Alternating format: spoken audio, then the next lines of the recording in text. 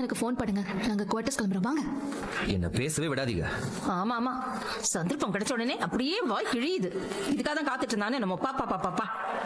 ஏங்க, அவன் கிடக்குறாங்க, அறிவு இல்லாம பேசிட்டு போறான். அவன் பேசினதெல்லாம் நீங்க பெருசா எடுத்துக்காதீங்க. சச்சே, அந்த மயில் குடும்பம் மட்டமான குடும்பமா இருந்தா நாம என்னங்க பண்றது? பேர் வச்சிருக்காங்க பாரு, மயிலு குயிலு. ஐயோ கடவுளே, இந்த வீடு இன்னும் என்னென்ன பார்க்கணுமோ ஒன்னும் புரிய மாட்டேங்குது.